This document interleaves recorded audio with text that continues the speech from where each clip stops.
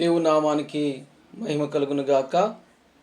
మన ప్రభు అయిన యేసు క్రీస్తు నామం పేరిట మీ అందరికీ శుభాభివందనాలు, ఆదివారపు శుభాలు తెలియజేస్తూ ఉన్నా. మరి యొక్క ఆదివారము సెప్తియాగేసిమ ఆదివారంలోనికి దేవుడు మనలందరినీ కూడా సజీవులుగా నడిపించినందుకై దేవాతి దేవునికి నా హృదయపూర్వకమైనటువంటి వందనములు, కృతజ్ఞతాస్తుతులు చెల్లిస్తూ నేటి దిన వాక్య ధ్యానంలోనికి మనము కొనసాగుదాం. దానికి ముందుగా ప్రార్థన చేసుకొని వాక్యదానంలో కొనసాగుదాం. దేవుడు మనకు సహాయం చేసి నడిపించునుగాక. పరిశుద్ధుడా, ప్రేమ కలిగిన తండ్రి, దయగల మా ప్రభువా, మహోన్నతుడా, మీకు వందనాలు.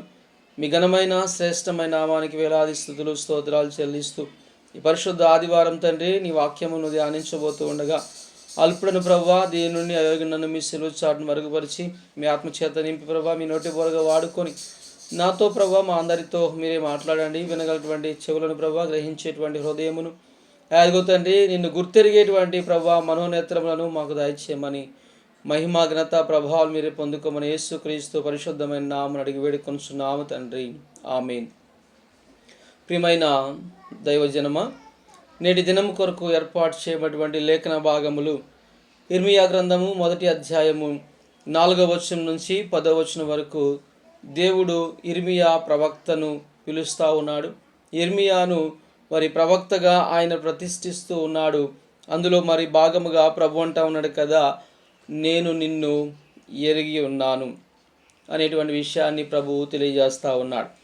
అదే రీతిగా పత్రిక పాఠ్య భాగము అపోస్తుల కార్యముల గ్రంథము 17వ అధ్యాయము 22వ వచనం నుంచి 34వ వచనం వరకు ఉన్నటువంటి భాగంలో మనం గమనించి చూసినప్పుడు ఏథెన్సు పట్టణంలో పౌలు మరి వారి యొక్క అతి దేవతా భక్తిని బట్టి వారు తెలియబడని దేవుని ఆరాధించేటువంటి ప్రజలుగా ఉన్నప్పుడు, వారు తెలియక ఎవరినైతే ఆరాధిస్తూ ఉన్నారో ఆ దేవుణ్ణి ఆయనే ప్రభు అయినటువంటి యేసు క్రీస్తు అని మీరు తెలుసుకోవాలని వారికి తెలియజేస్తూ ఉన్నాడు.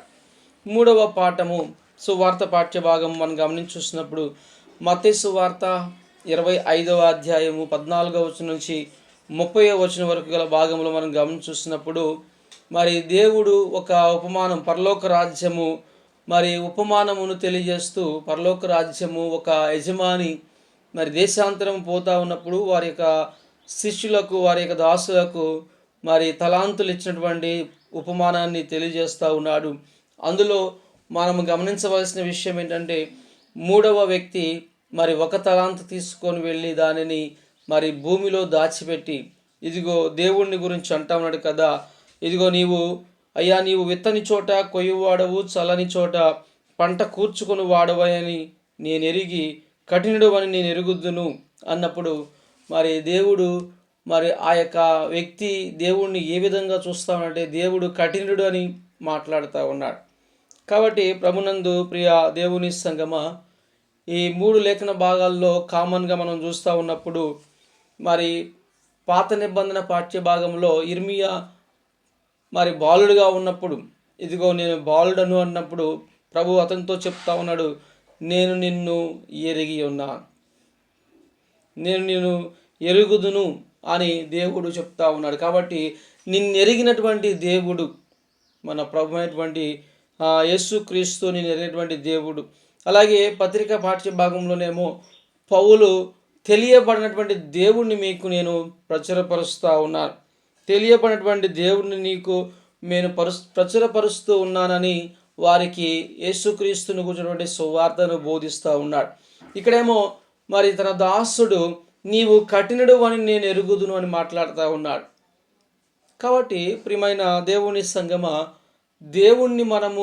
దేవుడు మనలను ఎరుగుతూ ఉన్నాడు. మనము కూర్చుంటయు, మనము లేచుటయు, మనము మరి పండుకొనుటయు, మన యొక్క క్రియలన్నిటినీ కూడా దేవుడు ఎరిగి ఉన్నాడు. నీ హృదయమును నీ మాటలోనికి రాకముందే ఆయన నీ యొక్క ఆలోచనలను ఎరిగినటువంటి దేవుడిగా ఆయన ఉంటా ఉన్నాడు. కాబట్టి ఈరోజు మనము గమనించి చూసినట్లయితే దేవుడు మన యొక్క ప్రతి ఒక్క అడుగు, ప్రతి ఒక్క ఆలోచన కూడా ఆయన ఎరిగినటువంటి వాడుగా ఉంటా ఉన్నాడు. చూడండి, ఇక్కడ మనము ఇర్మియా గ్రంథంలో మనం గమనించి చూసినప్పుడు ఇర్మియా గ్రంథము 1వ అధ్యాయం 4వ వచనంలో మరి దేవుడు ఇక్కడ ఇర్మియాతో మాట్లాడుతూ ఉన్నాడు. యెహోవా వాక్కు నాకు ప్రత్యక్షమై ఇలాగ సెలవిచ్చాను, గర్భములో నేను నిన్ను రూపింపక మునిపే నిన్ను ఎరిగి తిని, నీవు తల్లి గర్భము నుండి బయలుపడక మునిపే నేను నిన్ను ప్రతిష్ఠించి తిని, జనములకు ప్రవక్తగా నిన్ను నియమించి తిని. కాబట్టి దేవుడు మనల్ని ఎప్పుడు ఎరిగి ఉన్నాడంటే, గర్భములో మనము ఒక పెండముగా రూపింపక మునిపే ఆయన మనల్ని ఎరిగినటువంటి వాడుగా ఉన్నాడు. అలాగే గర్భము నుండి మనము బయలుపడక మునిపే ఆయన, ఇగో ఇతను నా యొక్క ప్రవక్త, ఈమె నా యొక్క కుమార్తె, ఇతను మరి దేవుని యొక్క పని చేయాలి, దేవుని కొరకు నడిపించబడాలి అనేటువంటి విషయాల్ని దేవుడు మన గురించి ఆలోచన చేస్తూ ఉన్నాడు. కాబట్టి దేవుడు మనలను మన తల్లి గర్భంలో ఉండక మునిపే, పిండముగా ఏర్పడక మునిపే ఆయన మనల్ని ఎరిగినటువంటి దేవుడు మనలను ఆయనకు మరి ప్రవక్తలుగా, ఆయన యొక్క మాటలను బోధించేటువంటి వారిగా ఆయన మనల్ని నియమిస్తూ ఉన్నాడు. కాబట్టి దేవుడు మన యొక్క ప్రతి అడుగును, ప్రతి ఒక్క ఆలోచనను ఆయన ఎరిగినటువంటి వాడుగా ఉన్నాడు. కాబట్టి ప్రభునందు ప్రియ దేవుని సంగమ, ఎవడు కూడా మరి తనను గురించి తాను దేవునికి సాక్ష్యము చెప్పనవసరం లేదు. కాబట్టి నీవు బాలుడువైనను, నీవు శక్తిహీనుడువైనను, ఇదిగో నేను నీకు తోడై ఉన్నాను, నీవు భయపడక నేను నడిపించేటువంటి ప్రతి స్థలమునకు నీవు వెళ్ళవలను, ఈ మాటలను బోధించవలనని ప్రభువు ఈరోజు మరి ఇర్మియా ప్రవక్తతో చెప్పినటువంటి మాటనే మనతో కూడా ఆయన తెలియజేస్తూ ఉన్నాడు. కాబట్టి సందేహం లేకుండా, భయపడకుండా దేవుడు మనకు తోడుగా ఉన్నాడు. మన యొక్క భయాన్ని కూడా ఆయన ఎరిగినటువంటి వాడుగా ఉన్నాడు. మన యొక్క ఆలోచన, మనము ఒక ప్రదేశానికి వెళ్ళాలి, దేవుని సువార్తను ప్రకటించాలన్నా కూడా మనం ఎటువంటి భయాన్ని కలిగి ఉంటాం, లేకపోతే ఎటువంటి ఆలోచనలు కలిగి ఉంటామో వాటన్నిటిలో నుంచి కూడా దేవుడు మనతో మాట్లాడుతూ ఉన్నాడు. నేను నిన్ను ఎరిగి ఉన్నాను, ఇదిగో భయపడవద్దు. 8వ వచనంలో, వారికి భయపడకము, నిన్ను విడిపించుటకు నేను నీకు తోడై ఉన్నాను, ఇదే యెహోవా వాక్కు. అప్పుడు యెహోవా చేయి చాపి తన నోటిని ముట్టగా మరి ఇర్మియా బలవంతుడిగా వెళ్ళి దేవుని యొక్క వాక్యాన్ని ప్రకటించాడు.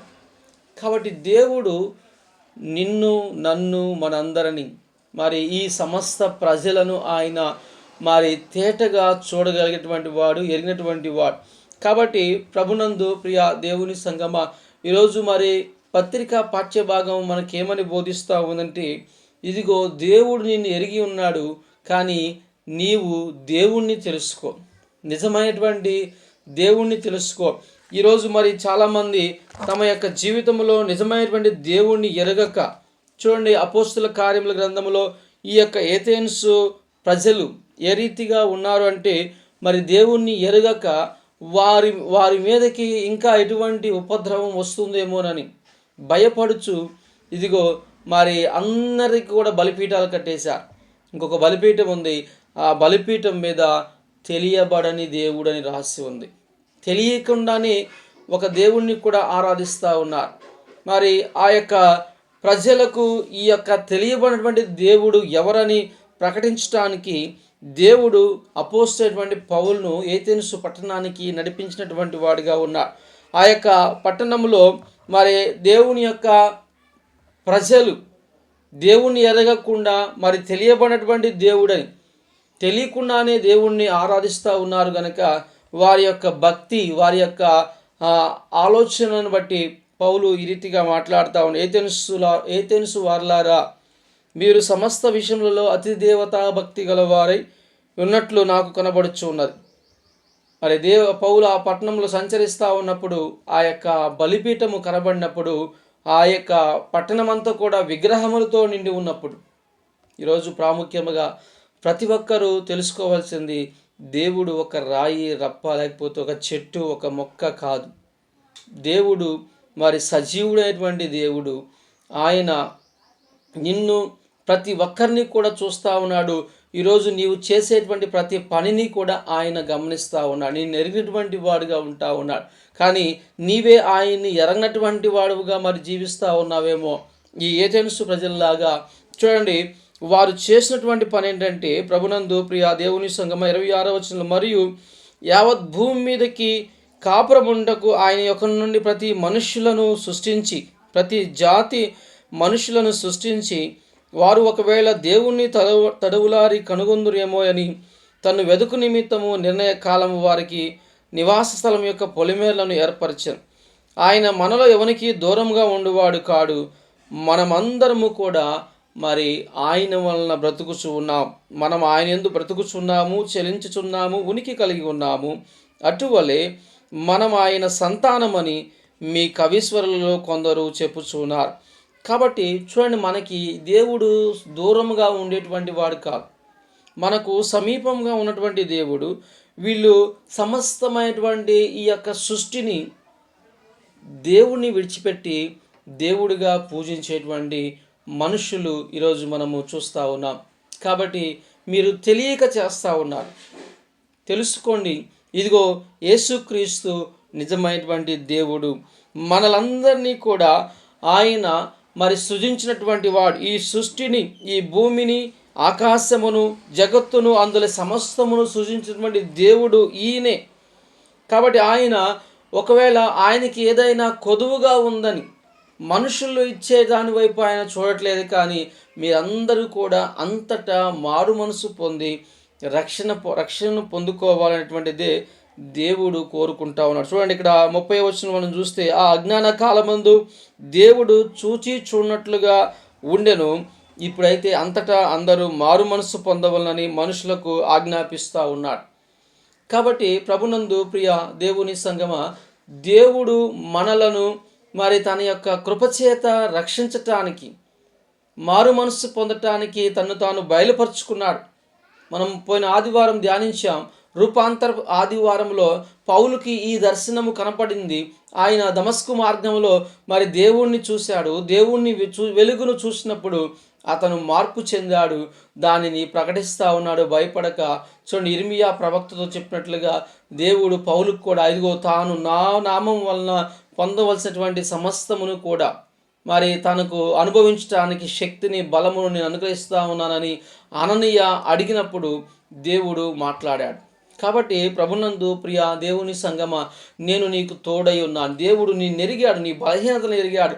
నీవు మాట్లాడటానికి శక్తి లేనటువంటి వాడువైన బాలుడువైన ఎటువంటి వ్యక్తివైనా సరే మోషేకి చెప్తా ఉన్నాడు, ఇదిగో నేను నీకు తోడై ఉన్నానని మోషేతో మాట్లాడిన దేవుడు, ఇర్మియాతో మాట్లాడిన దేవుడు, ఇదిగో మరి పౌలు ద్వారాగా మాట్లాడినటువంటి దేవుడు ఈరోజు నిన్ను, నన్ను, మనందరినీ కూడా మరి బలపరుస్తూ ఉన్నాడు. నేను నిన్ను ఎరిగి ఉన్నాను. ప్రభు మాట్లాడుతూ ఉన్నాడు, ఇదిగో నీవు తల్లి గర్భంలో మరి ఒక పిండముగా రూపింపక మునిపే, తల్లి గర్భంలో నుంచి నీవు బయటకు రాక మునిపే నేను నిన్ను ఎరిగి ఉన్నాను, నేను నిన్ను మరి చూచి ఉన్నానని దేవుడు మాట్లాడుతూ ఉన్నాడు. కాబట్టి ప్రభునందు ప్రియ దేవుని సంగమ, పౌలు మరి ఆ యొక్క ప్రాంతంలో వారి యొక్క హస్తకృతమైనటువంటి ఆలయములు, లేకపోతే వారి యొక్క హస్తకృతమైనటువంటి మరి ఆలోచన, దేవునికి మనము ఏదో ఇచ్చేటువంటి వారంగా గొప్పగా ఫీల్ అయ్యేటువంటి వారు ఈరోజు ఆలోచించాలి. ఇక్కడ చూడండి, మరి ఇదంతా కూడా ఈ సృష్టి, ఈ జగత్తు, ఇందులో ఉన్నటువంటి సమస్తము కూడా ఆయనదే. మనం అనుభవించేటువంటిది కూడా ఆయనదే. మనము ఆయన వలనే బ్రతుకుచు ఉన్నాము. మనము ఆయన వలనే సమస్తమును కలిగి ఉన్నాము. ఆయన వలనే చలించుచు ఉన్నాం. కానీ ఈరోజు ప్రభువుకి ఇచ్చేటువంటి విషయంలో మరి నేను చాలా గొప్పగా ఫీల్ అవుతూ ఉంటాం. ఏదో కొద్దిగా ఇచ్చినప్పుడు మనము ఫీల్ అయిపోయేటువంటి వారంగా ఉంటాం. కానీ ఈరోజు మనము గ్రహించవలసినటువంటిది, మనము ఆయన వలనే బ్రతుకుతూ ఉన్నాం. ఆయనకి ఏదో కొదువైనట్లుగా మనుషుల యొక్క చేతుల నుంచి వచ్చేదాన్ని ఆయన చూడట్లేదు. కానీ నీవు మార్పు చెందాలని, నీ యొక్క జీవితాన్ని మార్చుకొని రక్షణ పొందాలని ప్రభువు ఎదురు చూస్తూ ఉన్నాడు. కాబట్టి ఇక్కడ మరి పరలోక రాజ్యము మరి ఎలాంటిదంటే, ఎలా పోలి ఉన్నదంటే, మత్తయి సువార్త 25వ అధ్యాయము చూడండి. మత్తయి సువార్త 25వ అధ్యాయం 14వ వచనంలో తెలియజేస్తూ ఉన్నాడు కదా, ఇదిగో ఒక మరి యజమానుడు, ఒక మనుషుడు దేశాంతరం పోతా ఉన్నప్పుడు తన దాసులను పిలిచి మరి తన ఆస్తిని వారికి అప్పగించినటువంటిదిగా ఉంటావు. ఈరోజు దేవుడు నిన్ను మరి పిలుస్తూ ఉన్నాడు, ఇదిగో నేను నిన్ను ఎరిగి ఉన్నాను, నీకు అప్పగించబడినటువంటి నీ యొక్క తలాంతులను నీవు ఏ రీతిగా వినియోగిస్తూ ఉన్నావు. ఇక్కడ చూడండి, మనం గమనించినట్లయితే ముగ్గురు దాసులు ఉన్నారు. ముగ్గురిలో ఇద్దరు మరి చక్కగానే ప్రవర్తించారు. 5 తలాంతులు తీసుకున్నటువంటి వాడు మరి యొక్క 5 తలాంతులు సంపాదించి దేవుని యొద్దకు వచ్చి, అయ్యా ఇదిగో నేను మరలా నీవిచ్చిన దానితో 5 తలాంతులు సంపాదించాను అన్నప్పుడు, బలా నమ్మకమైన దాసుడా, కొంచెంలో నమ్మకంగా ఉన్నావు, మరి ఇంకొన్నిటి మీద నీవు మరి అధికారిగా ఉండమని అతనికి అప్పగిస్తూ ఉన్నాడు. అలాగే 2 తలాంతులు తీసుకున్న వాడు వచ్చి, ఇదిగో నీవు మరి నాకు 2 తలాంతులు ఇచ్చావు, నేను దాని వల్ల మళ్ళా 2 తలాంతులు సంపాదించాను అని చెప్పినప్పుడు, బలా నమ్మకమైన మంచి దాసుడా, నీవు మరి నీ యొక్క యజమాని యొక్క ఆనందంలో పాలు పొందుమని అతన్ని దీవిస్తూ ఉన్నాడు. కాబట్టి ప్రభునందు ప్రియ దేవుని సంగమ, ఈరోజు మరి ఆయన యొక్క మరి ఆనందములో పాలు పొందుకోవటానికి నీకు ఏది అడ్డంకగా ఉంది? మరి 3వ వాడు అంటా ఉన్నాడు కదా, ఇదిగో నీవు మరి ఆయనకు భయపడి. చూడండి, ఇక్కడ మనం గమనించినట్లయితే 24వ వచనంలో అతను మాట్లాడుతూ ఉన్నాడు. 24వ వచనంలో 25వ అధ్యాయం 24వ వచనం మనం గమనించి చూసినప్పుడు, తర్వాత 1 తలాంతు తీసుకునే వాడు వచ్చి, అయ్యా నీవు విత్తని చోట కోయువాడవు, చల్లని చోట పంట కూర్చుకొని వాడవునైన కఠినుడు అని నేను ఎరుగుదును గనుక నేను భయపడి వెళ్ళి నీ తలాంతును భూమిలో దాచిపెట్టిన, ఇదిగో ఇది నీవు తీసుకునమని చెప్పాను. ప్రభునందు ప్రియ దేవుని సంగమ, ఈ యొక్క 3వ వ్యక్తి దేవుణ్ణి సరిగా ఎరగనటువంటి వాడిగా ఉన్నాడు. ఆయన కఠినుడు అయితే అతనికి ఇచ్చేటువంటి వాడే కాదు. కానీ ఈరోజు మరి దేవుడు మనకి అన్నీ ఇస్తూ ఉన్నాడు, అన్నిటిలో కూడా ఆశీర్వాదాన్ని ఇస్తూ ఉన్నాడు. కానీ దేవునికి ఇచ్చేటువంటి విషయంలో మనము కొలతలు వేసేటువంటి వారంగా ఉంటా ఉన్నాం. కానీ ప్రభునందు ప్రియ దేవుని సంగమ, చూడండి, ఇక్కడ ప్రభువుని అతడు, నీవు కఠినుడు అని నేను ఎరుగుదును. దేవుడు కఠినుడా లేకపోతే కరుణామయుడా అని మనము ఆలోచన చేయాలి. ఈరోజు మరి చూడండి, ప్రభువు కఠినుడా కరుణామయుడా అంటే ఆయన మరి చరిత్ర చెప్తా ఉంది. సువార్తలు ఆయన యొక్క జీవిత చరిత్రగా సువార్త 4 సువార్తల్లో కూడా ఆయన ఎలాగా ప్రవర్తించాడు. కానీ ఒక దినాన ఆయన ఈ కరుణామయుడిగా ఉన్నటువంటి ఆయన కఠినుడుగా మార్చబడేటువంటి దినం రాబోతూ ఉంది. కాబట్టి నిజంగానే ఈరోజు మరి అంతటా అందరూ మారు మనసు పొందాలని ప్రభువు చూస్తూ ఉన్నాడు. ఇదిగో ఆయన దయగల వారిపై దయ చూపించేను, లేదంటే కఠినులపై వికటము చూపును, మరి గర్విష్ఠుల యొక్క గర్వమును అణిచివేయునని మనం పాడుకుంటూ ఉంటాం. యెహోవా నీ నామము ఘనమైనటువంటిది, నీ మార్గము ఎంతో పరిశుద్ధమైనటువంటిదని మనం పాడుకునేటువంటి కీర్తనలో కూడా మనం చూసినట్లయితే, దేవుడు గర్విష్ఠుల యొక్క గర్వమును అణిచివేస్తాడు. కఠినుడుగా ఉంటాడు. దయ చూపించేటువంటి వారు, దయగల వారిపై దయ చూపించేటువంటి వాడిగా ఉన్నాడు. కానీ ఈ వ్యక్తి, మరి ఈ 3వ వ్యక్తి కఠినుడు అని దేవుణ్ణి భావిస్తూ ఉన్నాడు. ఒకవేళ నీవు కూడా దేవుని విషయంలో, ఇదిగో దేవుడు ఇది ఇవ్వకపోతే అది ఇవ్వకపోతే నన్ను ఆశీర్వదించడేమో, లేకపోతే నన్ను క్షమించడేమో అని మరి మన యొక్క జీవితంలో మనము లేనిపోని ఆ యొక్క అపోహలతో మనము ఇంకా దేవుణ్ణి సరిగా ఎరగనటువంటి వారంగా ఉన్నామేమో. దేవుడు నీ యొక్క ఇచ్చేటువంటి విషయంలో నీవు అది ఇవ్వలేదు ఇది ఇవ్వలేదు అని కాదు, కానీ నీ హృదయమును దేవునికి ఇచ్చినట్లయితే దేవుడు ఎంతో సంతోషించేటువంటి వాడిగా ఉన్నాడు. ఈ ధనము కంటే, ఈ యొక్క ఆస్తుల కంటే, ఈ యొక్క లోక సంబంధమైనటువంటి భౌతిక సంబంధమైనటువంటి మరి వస్తువుల కంటే కూడా దేవునికి కావలసినటువంటిది నీ హృదయం. హస్తకృత్యమైనటువంటి ఈ ఆలయంలో ఆయన నివసింపడు, కానీ నీ హృదయంలో నివసింపడానికి ఆయన దిగి వచ్చాడు. కాబట్టి నీవు దేవుణ్ణి ఎలా ఎరిగి ఉన్నావు? కఠినుడిగా మరి చూస్తూ ఉన్నావా? ఇదిగో నీవు కఠినుడు అని నేను ఎరుగుదునని ఈ యొక్క 3వ వ్యక్తి 1 తలాంతు తీసుకున్నటువంటి వాడు మరి తనకిచ్చినటువంటి తలాంతును వ్యర్థపరుచుకున్నాడు. అది అతని యొద్ద నుంచి తీసివేయబడి ఉన్నది.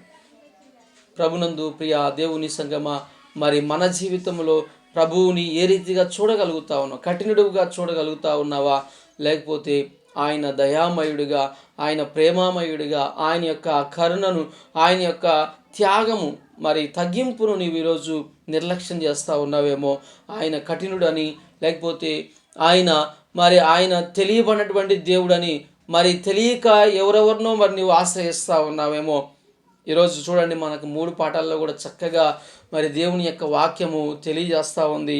ఇర్మియాతో దేవుడు అంటా ఉన్నాడు కదా, నేను నిన్ను ఎరిగి తిని. కాబట్టి ఏథెన్సు ప్రజలకు మరి పౌలు చెప్తా ఉన్నాడు, ఇదిగో మీకు తెలియబడినటువంటి దేవుణ్ణి నేను మీకు ప్రచురపరుస్తూ ఉన్నాను. ఆయనే ప్రభు అయినటువంటి యేసుక్రీస్తు ఈ జగత్తును అందలి సమస్తమును సృజించినటువంటి వాడు. ఏవి కలిగనో అది ఎవరి వలన కలిగినో, ఎవరి కోసము కలిగినో అని మరి యోహాను సువార్తలో కూడా మనం చూస్తా ఉన్నాం. అవి క్రీస్తు మూలముగా కలిగెను. క్రీస్తు మరి ఆయన ఈ లోకానికి జగత్తును సృష్టించినటువంటి వాడుగా ఆది యందు వాక్యము శరీరధారి అయి మన మధ్యకు కృపాసత్య సంపూర్ణుడుగా కృపగలవాడుగా ఆయన వచ్చాడు. కఠినుడిగా రాలేదు. మత్తయి సువార్తలో మరి ఒక తలాంతు తీసుకున్నటువంటి వాడు అంటున్నాడు కదా, దేవుడు కఠినుడని నేను ఎరుగుదును అంటూ ఉన్నాడు. ప్రియమైన దేవుని సంగమా, ఈరోజు మరి నిర్ణయము నీది. దేవుడు కఠినుడా కరుణామయుడా అంటే ఆయన వాక్యము చెప్తా ఉంది, ఆయన జీవితం చెప్తా ఉంది, ఆయన బోధలు మాట్లాడుతూ ఉన్నవి. ఆయన కరుణామయుడు. ఆయనలో ఎటువంటి మరి కోపము, ఎటువంటి పగ, ఎటువంటి ద్వేషము లేదు. కానీ ఆయన ఎద్దుకు వచ్చు వారిని ఎంత మాత్రము కూడా త్రోసివేసేటువంటి వాడు కాదు. ఈరోజు నీ ప్రవర్తన వలన, దేవుణ్ణి విడిచిపెట్టడం వలన, దేవుణ్ణి అర్థం చేసుకోకపోవటం వలన ఈరోజు నీవు దేవునికి దూరం చేయబడతా ఉన్నావు. కాబట్టి దేవుడు కఠినుడు కాదు కానీ కరుణామయుడు. ఆయన మనకు తోడై ఉండి భయపడకుండా దేవుడు నిన్ను ప్రకటించమని ఆయన మరి నీకు బోధిస్తూ ఉన్నాడు. దేవుడు కఠినుడు కాదు కానీ నీవు మనసు మార్చుకున్నట్లయితే నీకు ఆయన ప్రేమామయుడుగాను కరుణామయుడుగాను నిన్ను మరి నడిపించేటువంటి, నిత్య రాజ్యానికి నడిపించేటువంటి నిజ దేవుడుగా ఆయన నీవు తెలుసుకున్నప్పుడు, ప్రభునందు ప్రియ దేవుని సంగమా, దేవుడు నిన్ను ఎరిగి ఉన్నాడు. నీవు దేవుణ్ణి ఎరిగి ఉన్నావా? ఈరోజైనా మరి ఈ వాక్యములు బట్టి ఇదిగో మరి ఏథెన్స్ ప్రజల్లో కొందరు మరి పౌలు చెప్పినటువంటి మాటలకు అతన్ని అపహాస్యం చేస్తూ ఉన్నారు. కానీ కొందరైతే అతన్ని హత్తుకున్నారు. అతను హత్తుకున్నటువంటి వారి పేర్లు లిఖించబడేవి. మరి ఈరోజు మనము కూడా దేవుణ్ణి తెలుసుకున్నప్పుడు, దేవుని మన మధ్య బయలుపరచబడినప్పుడు మన జీవితాన్ని వ్యర్థపరచుకోకుండా దేవునికి మనము అప్పగించుకుందాం. మన హృదయంలో నివసించడానికి మన ప్రభువుని ఆహ్వానిద్దాం. మన ప్రభువుని మనం ఎరిగి ఆయన మరి ఆశీర్వదించే దేవుడు, ఆయన ప్రేమామయుడు, ఆయన కరుణామయుడు, సమస్తమును కూడా మనకు అప్పగించినటువంటి వాడు. ఆయన రక్షణ విషయంలో తన కుమారుని అప్పగించినటువంటి వాడు. మరి లోకంలో సమస్తమును కూడా మనకి ఇచ్చి ఉన్నాడు. ధైర్యముగా మనము దేవుణ్ణి ప్రకటిద్దాం, దేవుణ్ణి బోధిద్దాం. చూడండి, ఆయన మనల్ని ఎరిగి ఉన్నాడు. మనము ఆయన ప్రేమను ఎరిగి ఈ లోకంలో నడుచుకున్నటువంటి వారంగా ఉంటే అదే దేవుడు మన యొద్ద నుంచి కోరుకుంటున్నటువంటిది. నీ యొక్క ఆస్తులు లేకపోతే నీ సంపద, నీ యొక్క బంగారము వెండి ఆయన కోరట్లేదు. కానీ నీ హృదయము ప్రభువుకిము, అది ఆయనకి ఇచ్చినప్పుడు అది ఆశీర్వదింపబడుతుంది, ఫలభరితంగా మార్చబడతా ఉంది. దేవుణ్ణి తెలుసుకోగలుగుతావు. దేవుని ద్వారాగా మనము తండ్రి వద్దకు నిత్య రాజ్యానికి చేరుకోగలుగుతాం. కాబట్టి నీ దేవుణ్ణి తెలుసుకో అని మరి పత్రికా పాఠ్యభాగం మనకు తెలియజేస్తూ ఉంది. మరి మన దేవుడు కఠినుడు కాదు, ఆయన మరి ప్రేమామయుడు, కరుణామయుడని ఈ యొక్క సువార్త పాఠ్యభాగము, సువార్తలు మనకి బోధిస్తూ ఉన్నాయి. ఈ దినమందు మరి దేవుణ్ణి ఎరిగి, మనల్ని ఎరిగినటువంటి దేవా, మమ్మల్ని ఎరిగినటువంటి మా ప్రభువా, అయిపోతుంది మేము నేను గుర్తించినట్లుగా మా హృదయమును తెరవండి, మా మనోనేత్రాలు వెలిగించండి. ప్రభువును అడుగుదాం. ప్రభువు చూపేటువంటి మార్గంలో ధైర్యముగా, విశ్వాసముతో మరి ఆయన సమస్తమును చేయగలిగినటువంటి వాడని నమ్మి మనము అడుగు వేద్దాం. దేవుడు మనకి తోడుండి ఆయన యొక్క మార్గంలో, విశ్వాసములో మనల్ని నడిపించునుగాక. ఆమేన్. ప్రార్థన చేద్దాం. పరిశుద్ధుడా, ప్రేమ కలిగిన తండ్రి, దయగల మా ప్రభువా, మహోన్నతుడా, మీకు వందనాలు. నీ కృప చేత ప్రభువా, ఇగో తండ్రి, నీవు మమ్మల్ని ఎరిగి ఉన్నావు.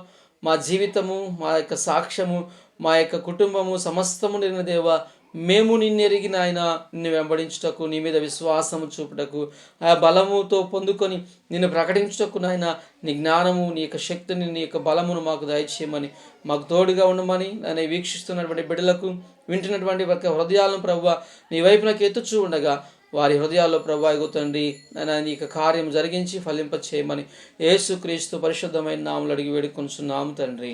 ఆమేన్. తండ్రి, కుమార, పరిశుద్ధాత్మ త్రియక దేవుడు ఇప్పుడు ఎల్లప్పుడు సదాకాలం మీకును మీ కుటుంబాలకు మీ యొక్క హృదయములకు తోడుడి కావలి నడిపించునుగాక. ఆమేన్. అందరికీ వందనాలు.